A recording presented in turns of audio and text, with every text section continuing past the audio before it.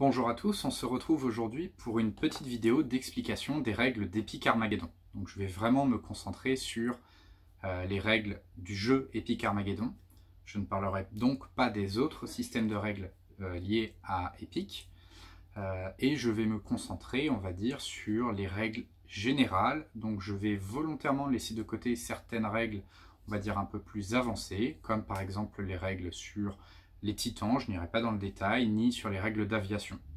On va donc rester à se concentrer sur les mécaniques de jeu principales. Je n'irai pas non plus dans le détail de certaines règles spéciales liées à certaines figurines. L'idée, c'est plutôt de vous donner vraiment une idée générale de ce que c'est qu'Epic Armageddon.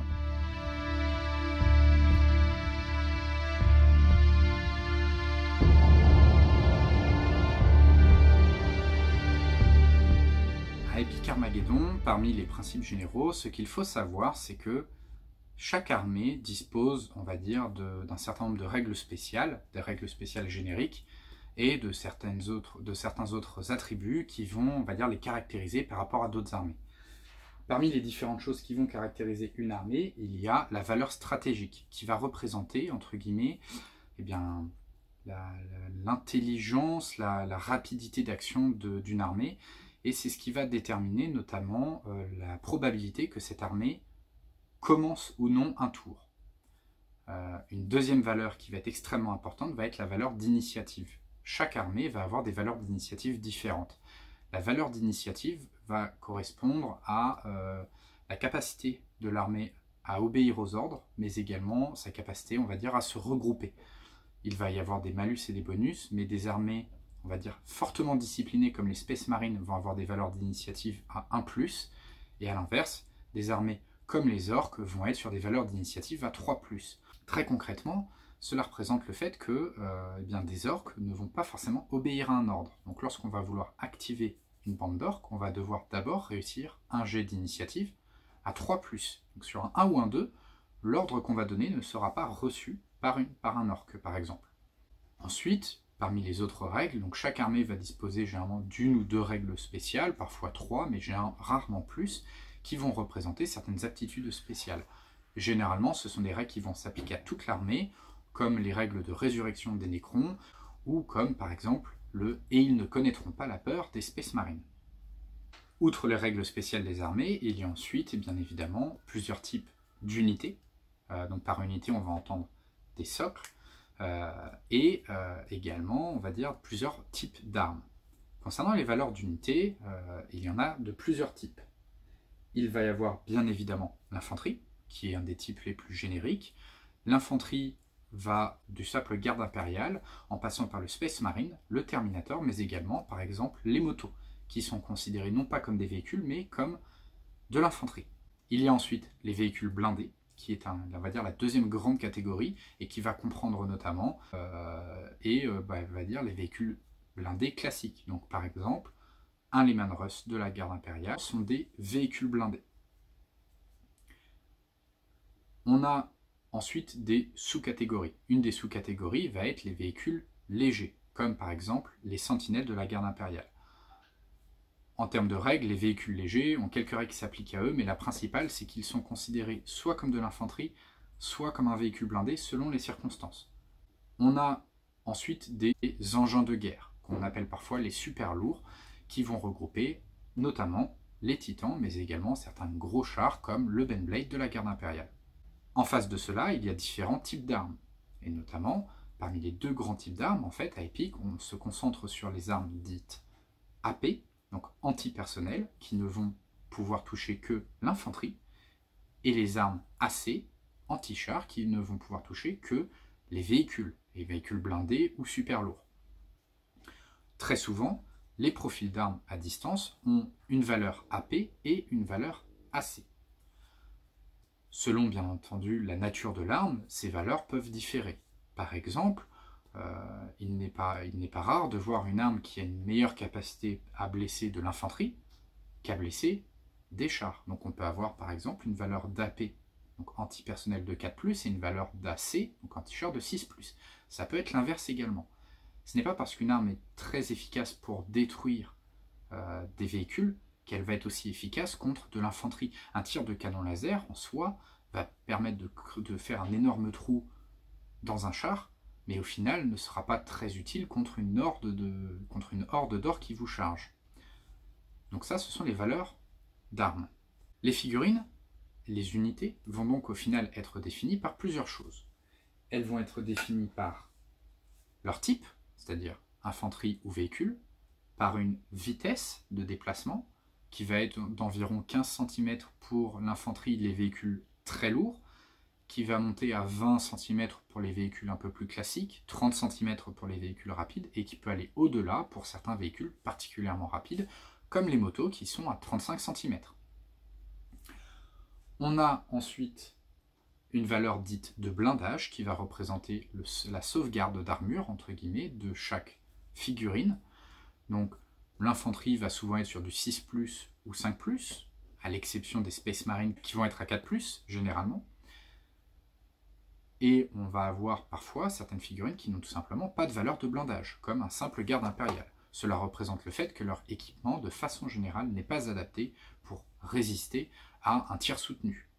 Chaque unité a également une valeur de corps à corps et de fusillade. Ces deux valeurs représentent la capacité de l'unité à se défendre dans les phases d'assaut. Les phases d'assaut à épique, on en parlera un peu plus en détail ensuite, représentent en fait, globalement représentent un combat à 40K, c'est-à-dire que c'est une étape où on est entre le corps à corps et la fusillade à très courte portée. Donc on n'est pas sur du tir à longue distance. C'est une des choses qui peut être la plus surprenante à épique dans un premier temps, mais on fait vraiment une distinction entre des armes qui servent à tirer de loin, comme par exemple un canon laser ou un autocanon, et des armes qui servent en fusillade, c'est-à-dire à des portées plus réduites, comme par exemple des bolters ou des fusils laser.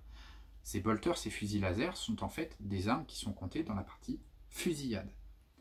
Toutes les figurines n'ont pas de valeur de fusillade. Toutes les figurines n'ont pas forcément, on va dire, des armes pour se défendre à courte portée. Toutefois, toutes les figurines, généralement, peuvent se défendre au corps à corps. De nombreuses figurines vont également avoir une ou plusieurs armes. Et ces armes, en fait, peuvent apporter soit des bonus en corps à corps ou en fusillade, ou peuvent être utilisées pour la phase de tir, c'est-à-dire à plus longue portée. Par exemple, une escouade de garde impériale va avoir une valeur de fusillade, une valeur de corps à corps, et des armes, ici des autocanons, qui vont lui permettre de tirer à plus longue distance. Justement, en parlant de distance, les armes ont généralement une portée, qui est indiquée ici, et ensuite, elles ont une puissance de feu, AP ou AC, dont je parlais tout à l'heure, c'est-à-dire antipersonnel ou anti-char, et parfois quelques règles spéciales qui vont s'appliquer. Certaines armes, par exemple, sont des armes dites tueurs de titans ou titan killer, c'est-à-dire des armes qui auront des règles spéciales lorsqu'il s'agira de détruire des titans. Voilà donc tout ce qui va composer une unité. Ses valeurs de corps à corps, de fusillade, de déplacement, et quelques règles spéciales, et des armes. À Epic Armageddon, les unités vont généralement se déplacer en formation. Par exemple, une formation compagnie mécanisée de la garde impériale va être composée de 13 unités de gardes impériaux, c'est-à-dire des socles de gardes impériaux, donc 13 socles, et de 7 chimères qui vont servir de véhicules de transport. Il arrive parfois que dans ces formations, il soit intégré des personnages, par exemple le commandant. Généralement, il ne dispose pas d'une unité séparée, c'est-à-dire qu'il n'est pas représenté par un socle, mais il est plutôt intégré comme une option dans un des socles existants, dans une des unités existantes. Généralement, ce sera directement et clairement indiqué s'il s'agit d'une unité en plus ou s'il s'agit, on va dire, d'une figurine à représenter sur un socle.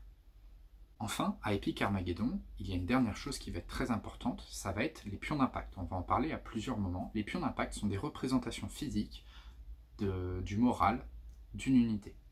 Lorsqu'une unité va subir des dégâts ou qu'elle va se faire tirer dessus, elle va recevoir des pions d'impact selon un certain nombre de règles qui sont assez simples. Lorsque ce nombre de pions d'impact va être égal ou supérieur au nombre de figurines restantes, au nombre d'unités restantes dans la formation sera alors automatiquement break, c'est-à-dire qu'elle sera automatiquement démoralisée et elle va fuir. Un autre effet des pions d'impact, c'est qu'une unité qui a un pion d'impact ne peut pas tirer. Donc une unité de 8 gardes ayant 4 pions d'impact, cela signifie que 4 de ces gardes ne pourront pas tirer en phase de tir. Cela représente le fait que, par exemple, ces gardes sont en train de se mettre à couvert.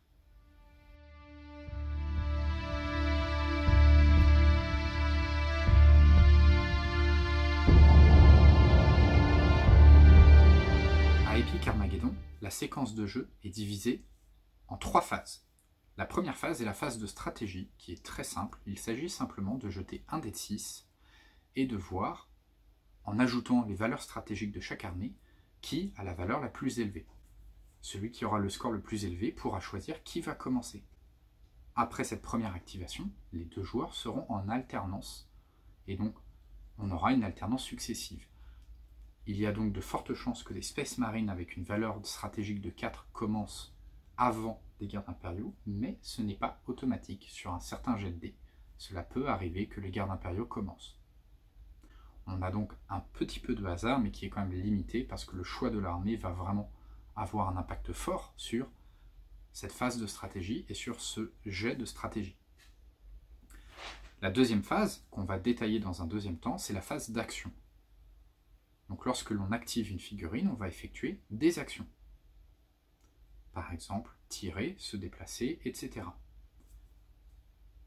Une fois que les joueurs ont activé toutes leurs figurines, donc ils ont fait une phase d'action en alternance jusqu'à ce que tout soit fini, on arrivera à la phase de fin de tour, durant laquelle on va réaliser 2 choses. Le ralliement, des figurines qui éventuellement auront été démoralisées ou qui auront des pions d'impact, et enfin, et ce sera le cas pour le 3e et le 4e tour, on va vérifier les conditions de victoire.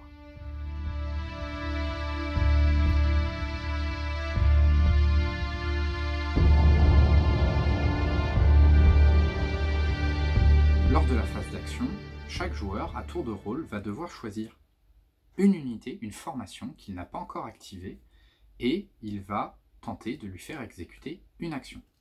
Pour cela, il va dans un premier temps devoir indiquer clairement quelle action il souhaite réaliser.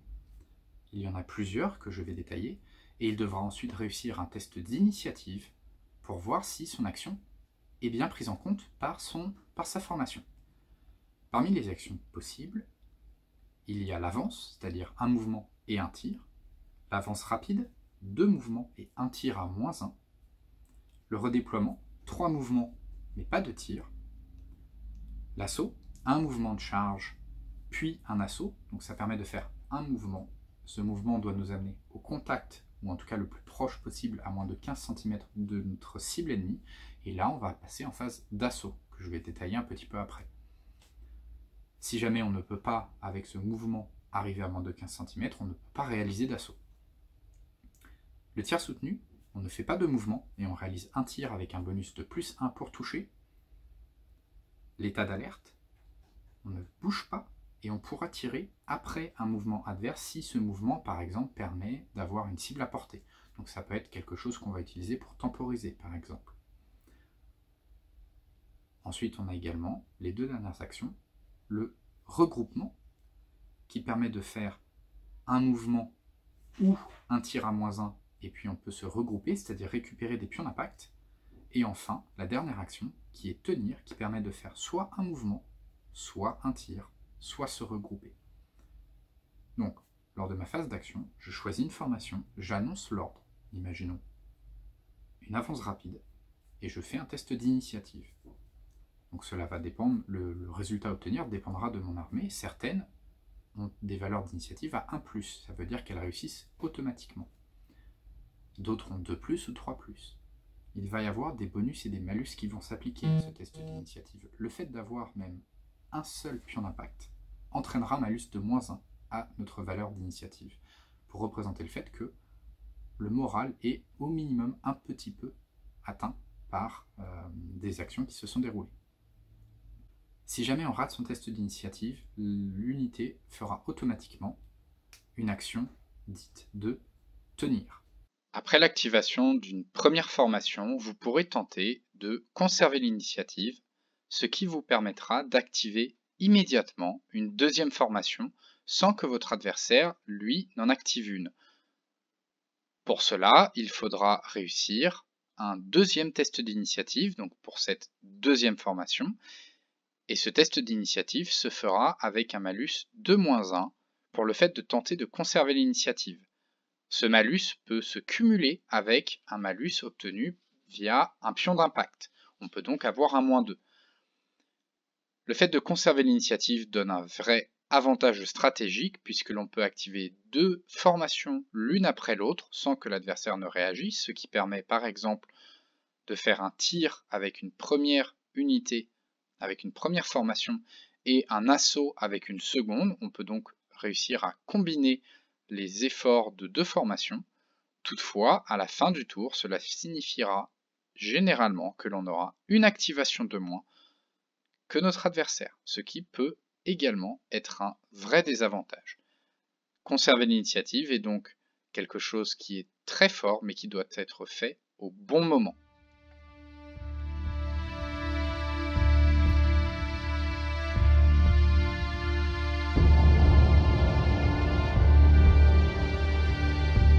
Concernant la phase de tir, on va choisir la formation qui tire, on va choisir la formation sur laquelle elle tire, et on ne peut pas séparer les tirs entre plusieurs formations adverses.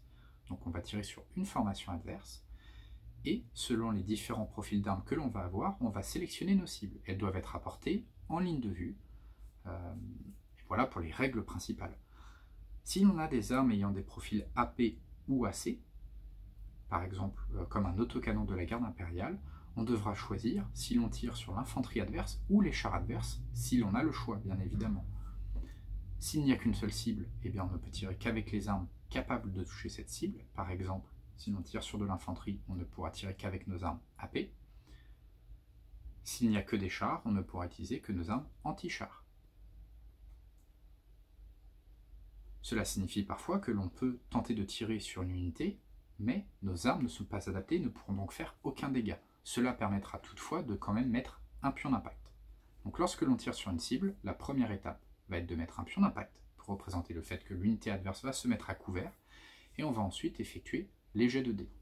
Généralement, on va lancer un dé par unité composant notre formation. Si l'on a 10 Space Marines, on lancera 10 dés.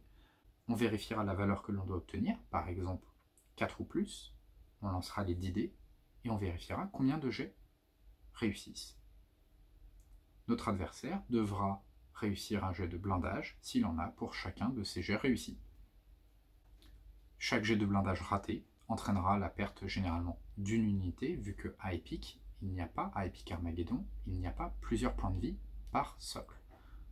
Un socle de Space Marine ou un socle de garde impériale n'a qu'un seul point de vie, donc un jet de blindage raté signifiera le retrait d'un socle. L'exception va concerner notamment les engins de guerre qui, eux, ont plusieurs points de vie, comme les titans ou les Benblade.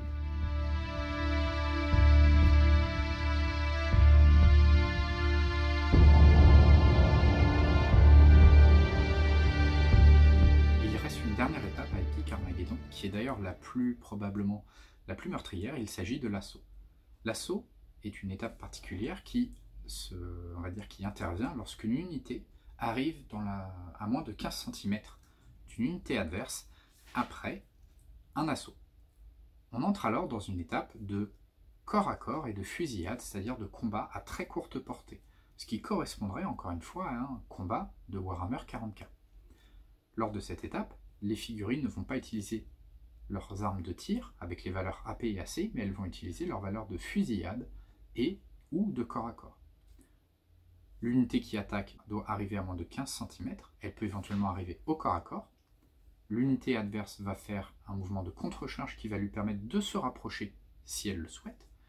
Et on va ensuite vérifier quelles sont les figurines à portée de tir, donc de fusillade en fait, c'est un abus de langage de dire de tir, mais c'est à portée de fusillade, et quelles sont les figurines qui sont directement au corps à corps.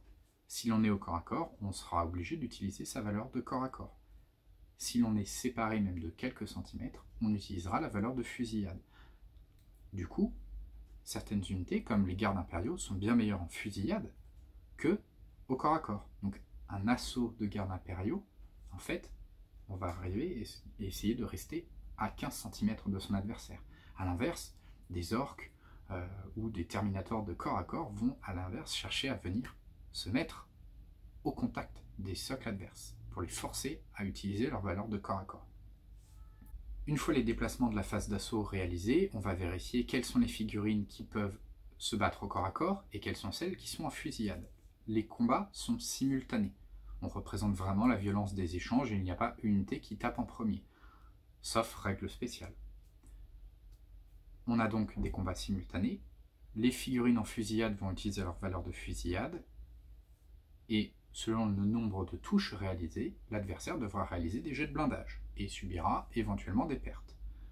Les figurines au corps à corps feront de même, donc dans les deux camps, et on fera également les jets de blindage. Suite à cette étape, on va vérifier le nombre de pertes et on va vérifier qui gagne l'assaut.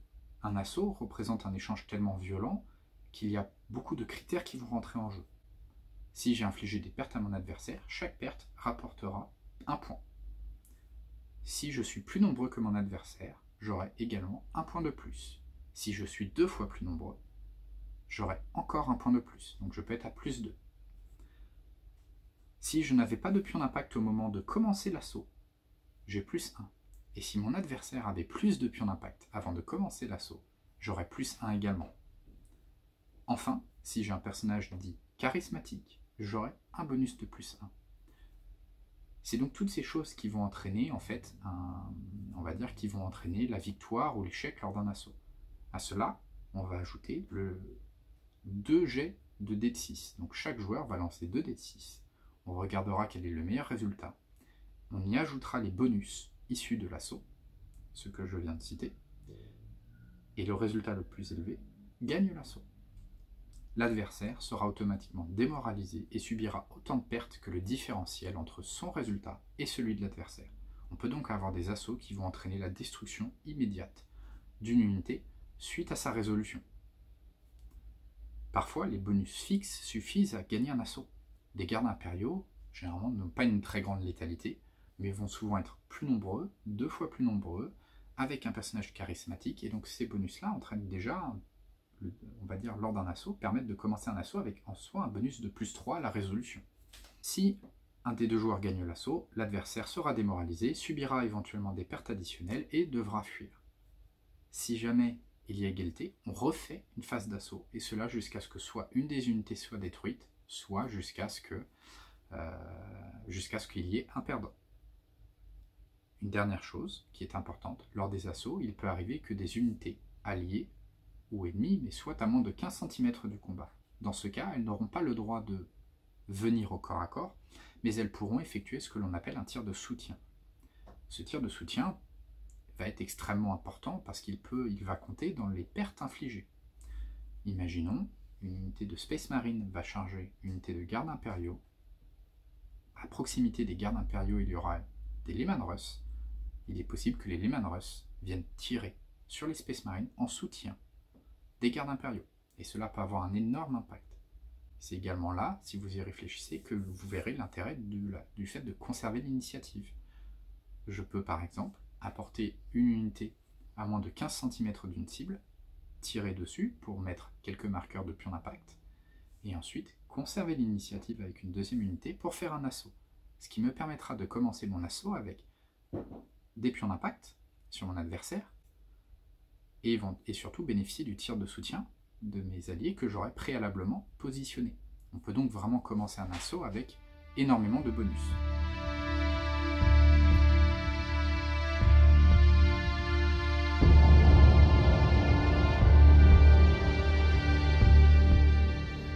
Une fois que toutes les formations de chaque joueur auront été activées, on va rentrer en phase de fin de tour. La première phase sera la phase de ralliement.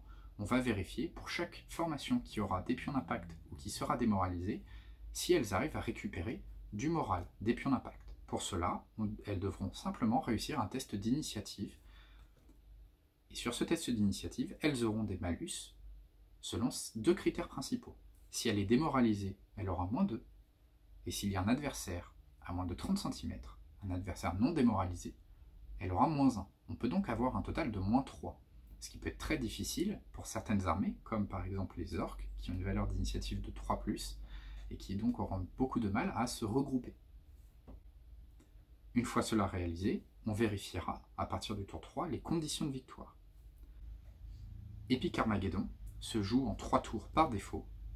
Donc, la partie s'arrête au bout de 3 tours, on vérifie les conditions de victoire. Si jamais elles ne sont pas remplies à ce moment-là, on jouera un 4e tour.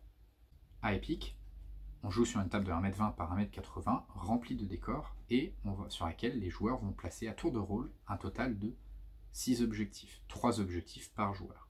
Un des objectifs sera dit l'objectif Blitz, celui que l'on place sur son propre camp, et on placera ensuite 2 objectifs dans le camp adverse. Encore une fois, selon sa liste, on pourra les placer près du milieu de terrain, très loin dans les lignes adverses, selon un peu les forces et les faiblesses de son armée. Pour remporter la victoire, il faut avoir rempli au moins 2 conditions de victoire et que votre adversaire en ait rempli moins que vous. En cas d'égalité à la fin du 4e tour, on va compter le tie-break, donc l'écart de perte infligé. Les objectifs sont au nombre de 5. Briser le moral, il faut détruire l'information la plus coûteuse de l'adversaire.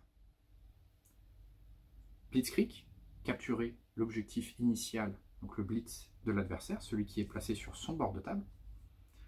Prendre et tenir, il faudra prendre 2 objectifs dans la moitié de table de son adversaire. Défendre le drapeau, contrôler tous les objectifs dans son propre camp. Et enfin, ils ne passeront pas. Aucune formation adverse non démoralisée ne doit se trouver dans votre propre camp. Vous voyez bien du coup que selon votre armée, votre liste et votre liste adverse, certains objectifs seront simples à aller chercher, d'autres seront difficiles. Une liste de tir pourra probablement facilement faire défendre le drapeau et ils ne passeront pas en détruisant tout ce qui va dépasser la moitié de terrain. Mais il sera probablement plus difficile d'aller chercher la Blitzkrieg et d'aller chercher l'objectif qui est dans le camp adverse. Bien évidemment, il est aussi possible de faire des scénarios un peu plus personnalisés et de sortir donc de ces conditions de victoire qui sont celles utilisées généralement en tournoi. Voilà qui conclut cette vidéo de présentation des règles d'Epic Armageddon. Je suis volontairement passé assez vite sur pas mal d'aspects du jeu. Je n'ai pas détaillé par exemple comment on effectue le retrait des pertes lors d'une phase de tir. Je n'ai pas indiqué par exemple également quelles étaient on va dire certaines spécificités des règles d'assaut, de choses comme ça. C'était vraiment plutôt une vidéo qui avait pour but d'expliquer les principes généraux. Je ferai dans un deuxième temps des vidéos dédiées, on va dire vraiment spécifiquement à certaines phases de règles, donc vraiment par exemple une vidéo sur la phase d'assaut en allant dans le détail, une vidéo sur la phase de tir en allant dans le détail, mais ce sera voilà pour de futures vidéos. N'hésitez pas à regarder déjà le livre de règles, vraiment le système se prend très très vite en main. On a également des propositions, si vous le souhaitez, pour faire des initiations sur Tabletop Simulator. Donc n'hésitez pas à rejoindre le Discord d'Epic Armageddon et vous trouverez dessus des volontaires et des personnes qui seront là pour vous initier au jeu si vous le souhaitez. Et puis tout simplement, ça vous permettra aussi de trouver des gens dans votre région, puisque la meilleure façon d'apprendre à jouer, c'est souvent juste de faire une partie. Dans tous les cas, n'hésitez pas déjà à feuilleter le livre de règles, vous le trouverez gratuitement sur le site de la FERC ou de la FERC selon la prononciation, que vous trouverez de toute façon dans la description de cette vidéo. J'espère qu'elle vous a plu, j'espère qu'elle vous permet d'en voir un petit peu plus sur ce que c'est que Epic. Les règles sont vraiment simples à apprendre, simples à lire. Il y a 50 pages, mais en fait il y a quand même pas mal de pages que vous pourrez ignorer pour vos premières parties, tout ce qui va concerner notamment les opérations aéronavales qui sont vraiment pas nécessaires pour vos premières parties. Et sinon en fait, vous le verrez, hein, il y a quelques pages de règles spéciales, mais vraiment on apprend à jouer très très vite. Il n'y a pas beaucoup de on va dire, de choses difficiles à apprendre et vous allez très vite retrouver vos réflexes. Donc voilà. N'hésitez pas à jeter un coup d'œil, si vous avez des commentaires, etc. N'hésitez pas, ou des questions, n'hésitez pas, soit en commentaire sur la vidéo ou sur notre Discord. Voilà. Je vous souhaite dans tous les cas bien un bon jeu, j'espère que vous serez tentés et que vous aurez envie de tester Epic Armageddon, et voilà. Et j'espère qu'on se retrouvera très vite pour une prochaine vidéo. Salut à tous!